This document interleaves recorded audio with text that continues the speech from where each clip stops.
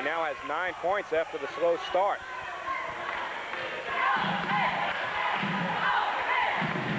(33-25). Pioneers have led by as many as 10 in this first half. Coe's pass to Jenko. Jenko trying to get baseline. Nice pass to Durkak. Very nice pass along that baseline. Again, Durkak plays that so well. When anybody goes along that baseline, he takes a step down to the basket. Good move. And great pass. 3.5 left. William Patterson sticking with that four-corner offense. Alston, that could be an offensive foul. It is. Foul is on Lamont Alston. So Montclair climbing back into it. Look at how long that pass is thrown all the way from that point position to the corner. And he does offensive foul. Charlie Coe drawing the foul. Here, Montclair defeated William Patterson 78-66 at William Patterson during the season. John Adams Club with a 70-63 win. And Montclair shot 64% in that game and lost. How frustrating was that for a coach?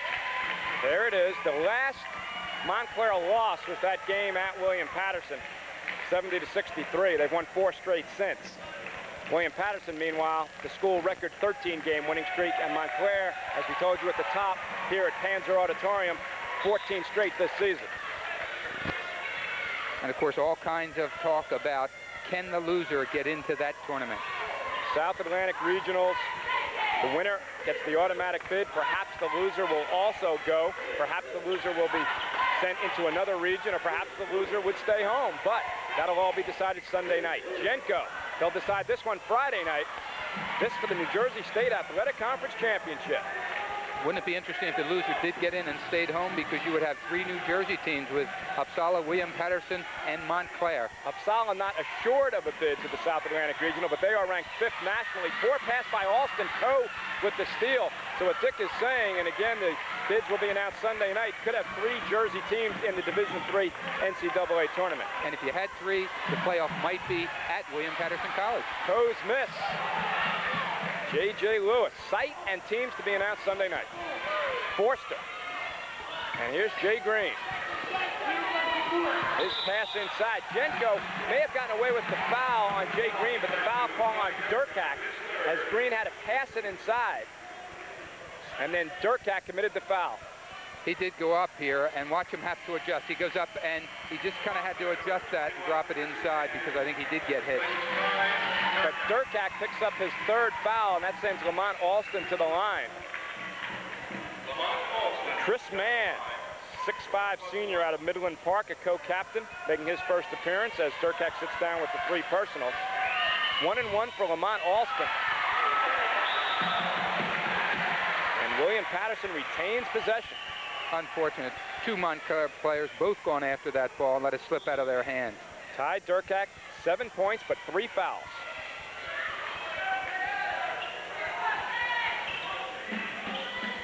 Ron Williams, got to move around Jenko.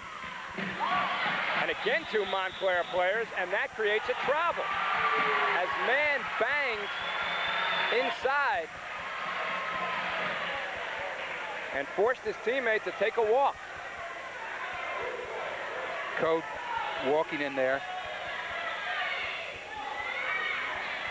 So he had the rebound, but was hit by Mann. And as you said, Mann did bang. He came in awfully hard that time.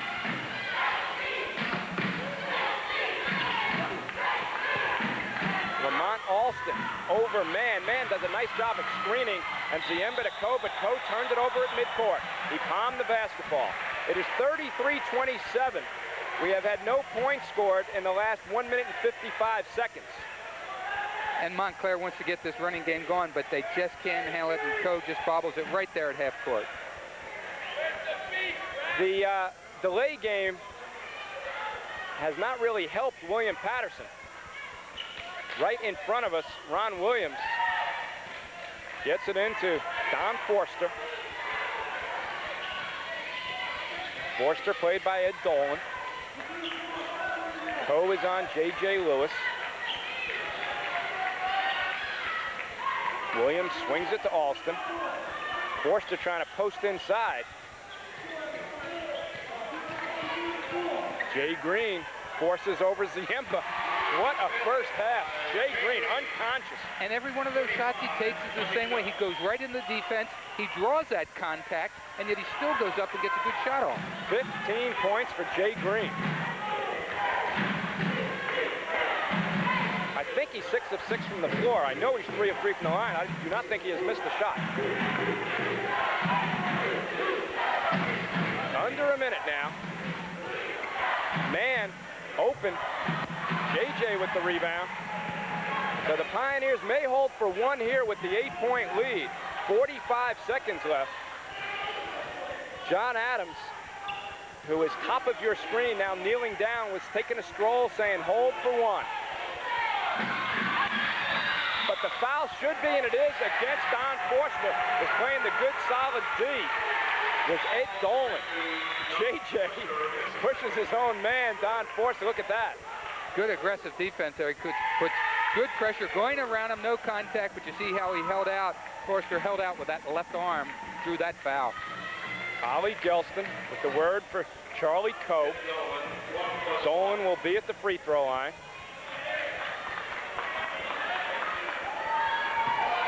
Montclair doing a good job of hanging in there now. William Patterson keeps getting that lead up. They can't quite put it over the top. Montclair keeps coming back.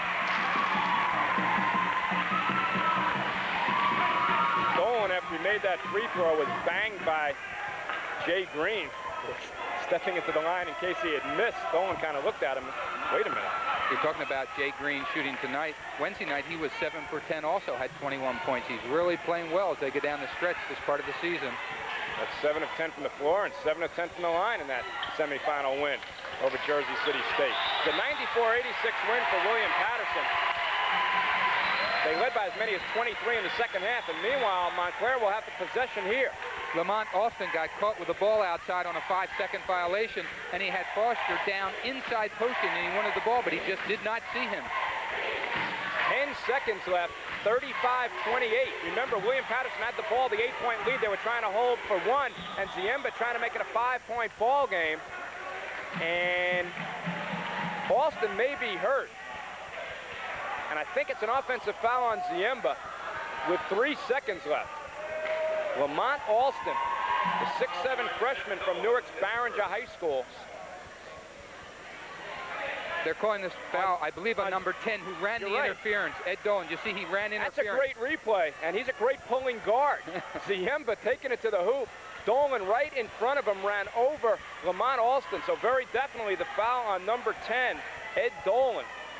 And Lamont Alston is down with 3 seconds left in the first half. The Generals had problems blocking for Herschel Walker last season. If that continues, maybe you can get Dolan out there for him. John Adams now talking it over with Tom Lopes and Eddie Strohmeyer. The New Jersey State Athletic Conference Championship game. William Patterson and Montclair, the top 2 seeds. And here's how they finished up during the regular season. While Glassboro did tie with Stockton, Stockton beat them in a playoff game for the 4th spot, then lost to top-seeded Montclair Wednesday night by 12. William Patterson, of course, defeating Jersey City State. Trenton was in the hunt for a while as far as the playoff berth was concerned. Rutgers, Camden, Ramapo, Kane, and Rutgers Newark really struggling. Rutgers Newark and Rutgers Camden, new additions to the New Jersey State Athletic Conference. Now, here, Dolan had already run through as the pulling guard and ran over Alston as Ziemba took the shot. And Lamont Alston just now is getting up. With one shoe on and one shoe off. Obviously must be turned an ankle.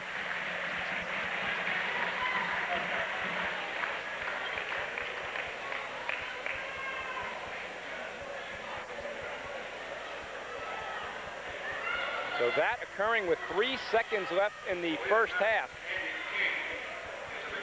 Andy King will check in for the final seconds as, again, you take a look at the now barefooted Lamont Alston.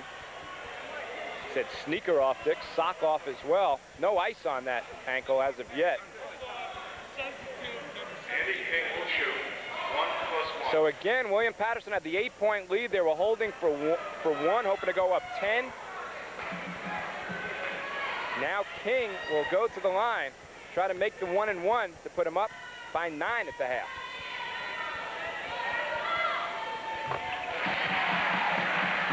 Andy's 4 of 5 from the free throw line. He has 6 points.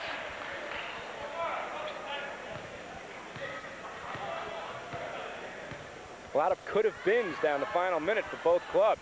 Montclair was with the possession trying to get within 5. William Patterson gets the break by getting the 2 free throws. They are now up by 9, 37-28. Desperation time, and we are at halftime as Ed Dolan fired it from midcourt off the glass. John Adams, they won it all last year. He's got a 9-point lead at intermission tonight. William Patterson, within 5 days, defeated Montclair and Uppsala, both of whom were ranked in the NCAA Division III poll. And this week, finally, William Patterson got into the top 20, ranked 18th. And they are on the verge, although, you know, it's only halftime, of what would be considered an upset. Lamont Alston has not yet made his way to the locker room with the tender ankle. But William Patterson on a roll with 13 consecutive wins, a school record. Jay Green on a roll with 15 points in the first half, and J.J. Lewis with 9 leading the Pioneers. For Montclair, Ty Durkak with 7 points, 3 personal fouls, 6 apiece for Charles Coe and Bob Smith. And of course, one of the things that John Adams, I'm sure, is going to be talking about at halftime in that game Wednesday night, William Patterson up by 23 points. Right. 23 points up, and it went down as close as 6, and then down even closer than that to 3. Then they went on a stretch of scoring 9-1 to put it away. So he's going to want to make sure they handle that ball when they come out. Okay, you saw John Adams go off. He has the 9-point lead.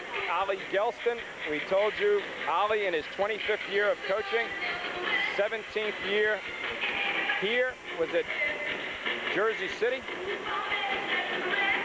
has won 6 times, 20 or more ball games. He's looking for his 3rd New Jersey State Athletic Conference championship in the last 4 years. He's had quite a career, and producer Dan Noonan and I had the opportunity to take a closer look at Ollie Gelston. The man enjoys what he's doing. I've been fortunate to have good players. That's my that's my success. I enjoy coaching. I enjoy teaching. And I think that I've been very fortunate to have fine young men that have played for us.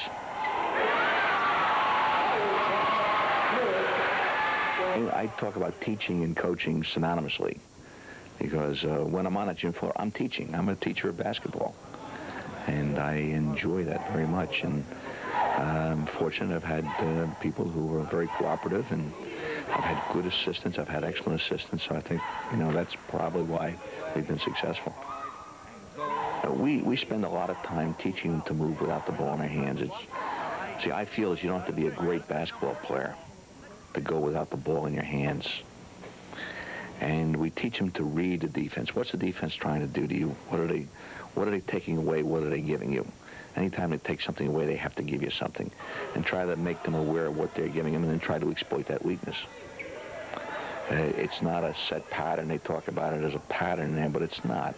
It's recognizing certain situations and trying to create certain situations and then trying to exploit them. Gelston's success has included 9 league championships at Jersey City and Montclair, and his 378 wins are more than any New Jersey-based coach has won. That's including Division I coaches. One of the keys to winning is recruiting, not an easy task at the Division III level where athletic scholarships are not permitted. I think the key is identifying people, one, that you can win with. Identifying those students who will be able to stay in school. It's very important to us, because of the way we play, that we have them for 4 years, because we look upon it as a progression. And it's very important to us that we get students who can stay in school, that we can have in the program for 4 years. You can spend a lot of wasted time chasing players who are too good. So By the same token, you don't want to overestimate a player's ability and say, oh, he's a Division I prospect, and not or pass up the opportunity to get a very fine player. So it's not a science by any means. I guess it's an art form. But the question is identifying the prospects and then, spending the time on recruiting them and trying to get them here. And once Gelston gets the players to Montclair, they have the opportunity to play in what has become a very tough and very competitive conference. I like to refer to it as a mini ACC. There is no team in this conference that can't ambush you on a given night. Last year, we beat Kane by 30 points on their court and lost to them here on our court. And that's, it happens with great regularity in this conference. Gelston has been to postseason tournaments in 5 of his 16 years at Montclair, and he says his good teams have always had a way of complementing each other. Each year, I tell our players, I say to them, all of my good teams have had 3 things in common. They all played excellent defense. They all shared the basketball. And they all liked one another on and off the court. And I think this team typifies that character. And whenever I've had that combination, we've had good seasons. So Ollie has created a place for himself in New Jersey basketball and at Montclair. He teaches here, and he is also the assistant athletic director aside from his coaching responsibilities. He's been here this long because basically he's good at it, he enjoys it. Yep, it's fun. I've enjoyed my career here very much, yes. I enjoy the philosophy of Montclair State College. I'm in a situation where it's an academic institution. I take great pride in the fact that over 90% of our players have graduated since I've been here and have received their degrees. So I think that is the thing that I take more pride in than anything else. I wouldn't do it if it wasn't fun for me. I enjoy it. And I still, as I say, I enjoy going to practice and meeting these young people every day. But the fun is because I have such nice kids to work with. And, I look forward to greeting them at practice. If I ever come to the time when I can't stand to go to practice or practice is a chore or something, then I probably will do something else. But at this stage of my life, I enjoy it. I enjoy the relationship with them, and I enjoy seeing them go on and get their degrees and mature, and it's been fun. Never had a desire to be in a large pressure cooker situation where, they're literally running up and down the floor with your paycheck. I think we all are competitors enough that would want to see how you can do against the best, yes. But I've enjoyed my years here immensely, and I like the philosophy of the college. I like where basketball in the intercollegiate athletic program fits in with the total academic picture. So in that respect, I think that it's a very compatible situation.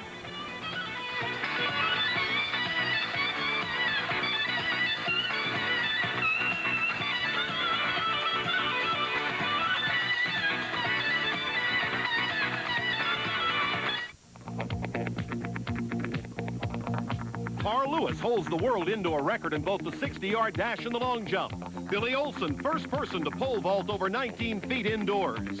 Stephanie Hightower, she holds the world indoor record in the 60-yard hurdles. To see world-class athletes set new records, watch this year's USA Mobile Indoor Track and Field Championships, live from Madison Square Garden. You won't want to miss it. New Jersey Network will rebroadcast the event tomorrow at 7. A police raid on a Summit Junior High. Student file seized, a community confused, a prosecutor outraged. Was it all for the greater good, a legitimate attempt to control drug abuse, or a serious violation of basic constitutional freedoms? Student rights versus public safety. We'll explore that ongoing struggle on this week's Front Page New Jersey. And we'll look at another kind of struggle, the race for the Democratic nomination. Will Gary Hart replace John Glenn as the #2 contender? Be watching Sunday morning at 11.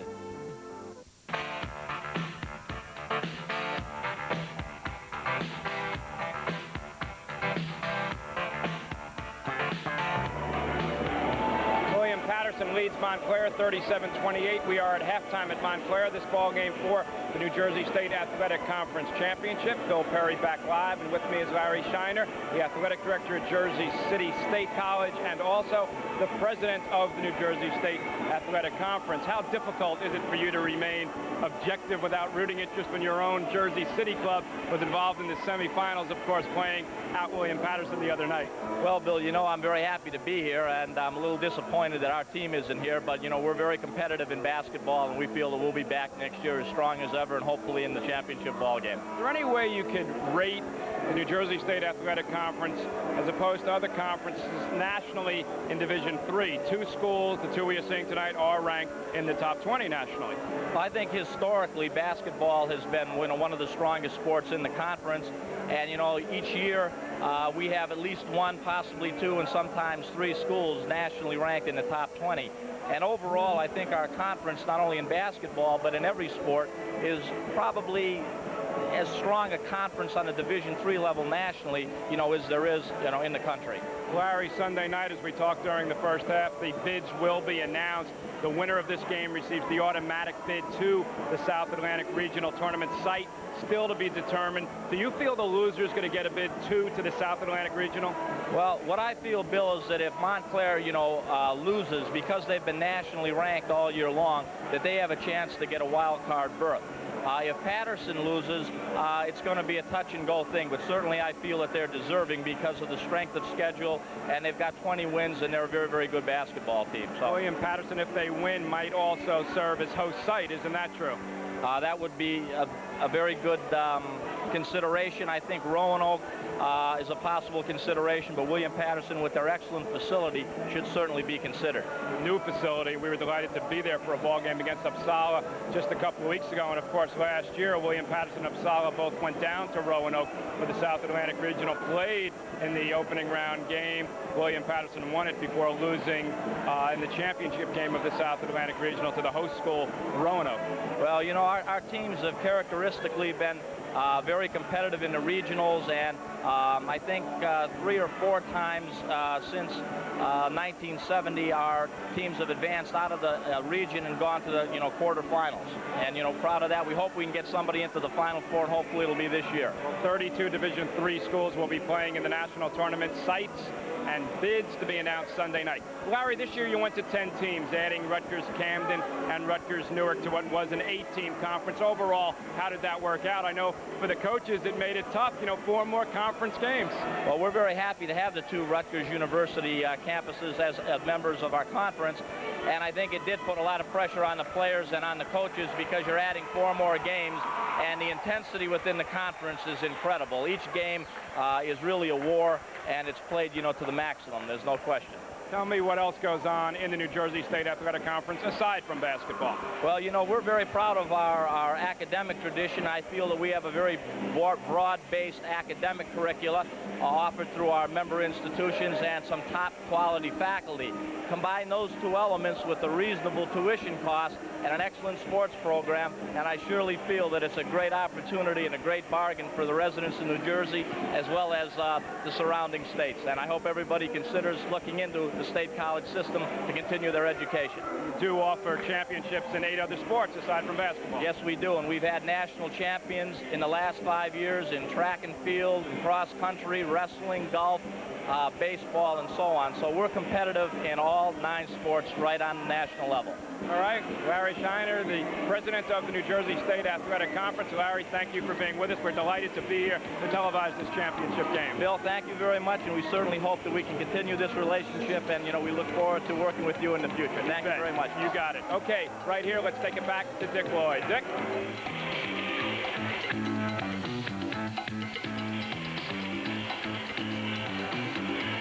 Thank you, Bill. Both teams back out on the floor ready to go. A good chance to look at the statistics for William Patterson. They're shooting 56% from the floor, and it's been Jay Green and J.J. Lewis with 15 and 9, King with 7, Alston 2, Wade 2, and Forster with 2. For Montclair, and they're shooting not quite as strong, particularly from the outside, only shooting 39%, a little bit more balanced. Ty Durkak has 7, Coe with 6. He has not been able to get that jump shot off. Smith with 6, not been able to operate quite as well as he'd like to inside. Jenka with 4, Ziemba 2, Kicho 2, and Dolan with 1 point.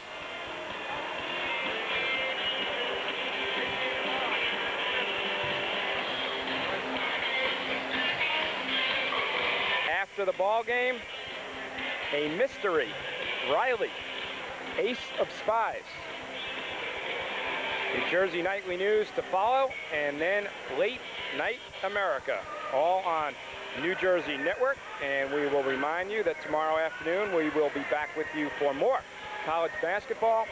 A Metro Atlantic Athletic Conference ball game from Jersey City, St. Peter's, and Iona. St. Peter's, unfortunately, they have lost guard Leonard Hayes for the season. But if the Peacocks can defeat Iona tomorrow afternoon, Iona, St. Peter's, and LaSalle would all be 11-3, tied for first in the MAC. Big ball game tomorrow, and it'll be an interesting test for Bob Duquette and the Peacocks because they will have to get used to playing without Leonard Hayes next week, the MAC tournament, and of course the Peacocks hope to go on to the NIT, or if they can win their own tournament, the NCAA. What a significant game, and that's really going to be a tough game for St. Peter's without Leonard Hayes because he's so important to that ball club. So more college basketball tomorrow. Then Tuesday night we close out our schedule at Seton Hall, the Pirates against the Boston College Eagles. And Bill, those statistics the first half I think tell the story with that 56% shooting for William Patterson and only 39% for Montclair. They're going to have to try and get some baskets, particularly get that outside shooting. You know, listening to Larry Shiner saying if William Patterson would lose, you know, perhaps they wouldn't get the bid, but as we mentioned earlier, William Patterson has already defeated Montclair in Uppsala this season. However, of course, if Montclair comes back and wins tonight, Montclair would have a 2-1 advantage over William Patterson. But we'll know Sunday night when the bids are announced. We'll tell you what's going on Monday night on New Jersey Nightly News as far as the Division III situation is concerned involving the Jersey schools. Pioneers with the basketball and the 9-point lead. J.J. Lewis in the paint has it stripped away by Robert Smith, and now Smith on the floor, and the foul call is going to go against Montclair. It's Kevin Kicho reaching in. William Patterson first on Kicho, excuse me, Dick. And William Patterson coming right back out, going to that offense again. J.J. Lewis posting inside, and they're looking to get it into him. There he's operating. Smith got all ball, and there's Kicho reaching. So J.J. at the line, 87% free throw shooter, hit 1 of 2 in the first half, had a 9-point first half. The 10-point lead here, matching the largest William Patterson lead. They led it 31-21 at the 5:14 mark of the first half. And now the Pioneers by 11. And that's important for them, Bill, to come out because of that game Wednesday night where they lost a little bit of that lead, to come out with the same enthusiasm and intensity that they had when they walked off the floor at halftime. Jenko loses double teaming with King and Green, and King solo. A 13-point William Patterson lead, 4-0 right off the top, opening 30 seconds of the second half. Durkak's pass for Bob Smith, a good pass, and easy for Smith. Smith got off to the great start with 6 points in the opening minutes, but that was it for him in the first half, Dick. And now he has 8.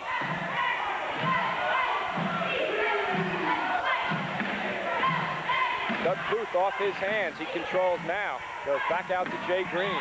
Green, before the shot, the foul on Charles Coe. Foul charge to Charlie Coe, his second, team second.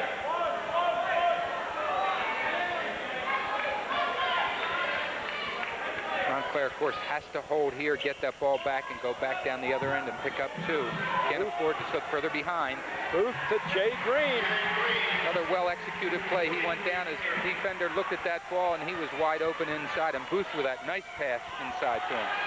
17 points for Jay Green.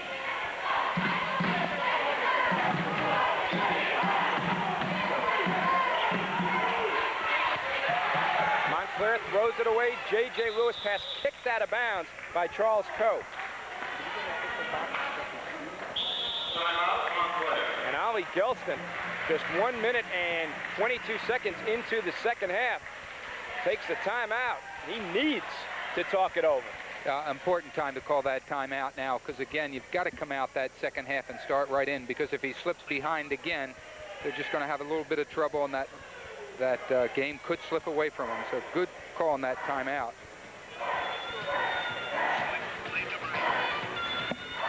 We'll take a break, be right back. 30-43 with William Patterson making a run right now in the start of the second half.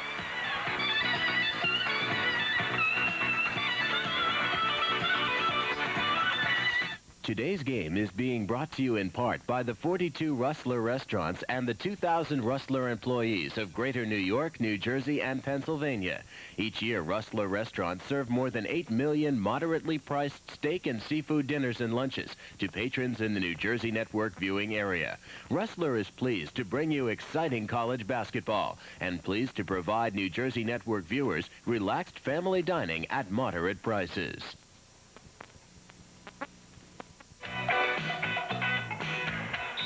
All right, Bill Perry and Dick Lloyd back at Montclair State College. We are early second half.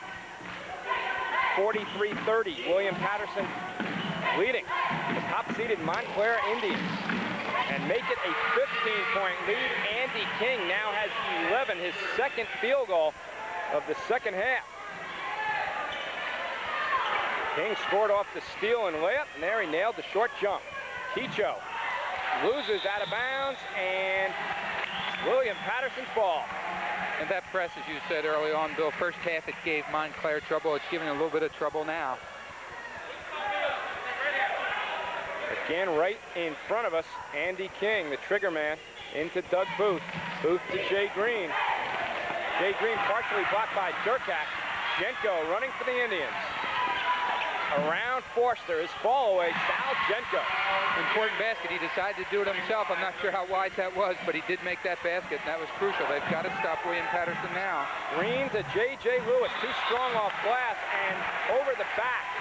Booth with the foul. Durkak had the position. The personal foul on Doug Booth. William Patterson foul charged with Doug Booth. His second, first team foul.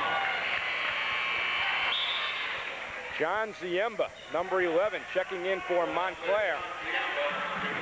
Replacing Kevin Kecho. Ollie Gelson giving up a little size to try to get a little better ball handling in there. Right. Go, Ziemba, Jenko on the floor with Robert Smith and Durkak for the Indians, who need to make a run to get back in it. Co's pass for Smith, off balance over Booth. And Booth did a nice job, held those hands straight up.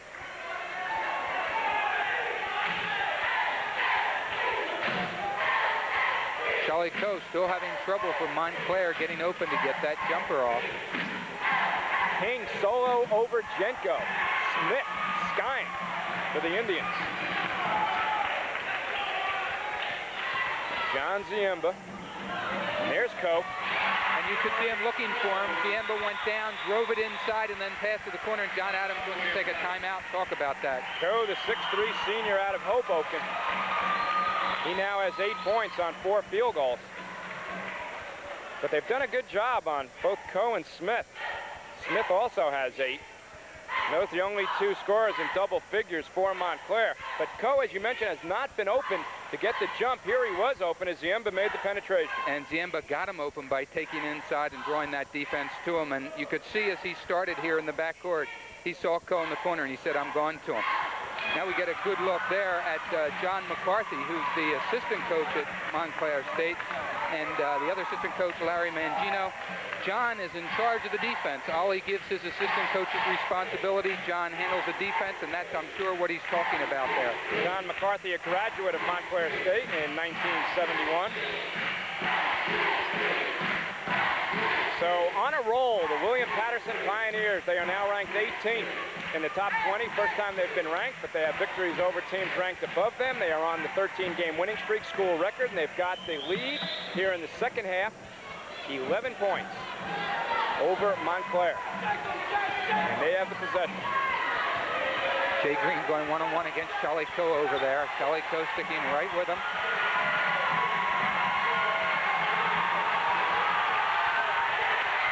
Turn it over. Smith and Coe. Coe back to Smith. Very nice play, well executed, 2-on-1 break, kept that ball going back and forth. The Montclair bench was screaming for a 5-second violation, and then they got the turnover and the 2-on-1 break. Here's where the home court advantage helps. You get that crowd into the game. 45-36. King to Jenko, and Lewis takes it up over Smith. And we got a wrestling match in a tie-up situation as Durkak. It's Montclair's ball. It's their turn on the alternate possession rule. Durkak had Forster around the head, but before that, he did tie him up. And King went all on his own right inside. He's lucky to have JJ in there and had that unmolested shot, but couldn't make it. So King took it at Jenko. Back up is JJ at Robert Smith and Ty Durkak with the tie-up situation, and it's Montclair's ball down by 9. As you said, Dick, home court advantage, fans getting into it here. This is a big possession. Keep the momentum going. I said they needed a run. Here's the pass inside for Smith from Jenko. Again, Montclair counters there with Forster coming in and shutting Smith off inside. That was Forster making the steal. Here's J.J. Lewis. Played by Bob Smith. J.J. took a walk. That man's got the call right. Montclair cheerleader. Lifted that pivot foot before the ball left his hand.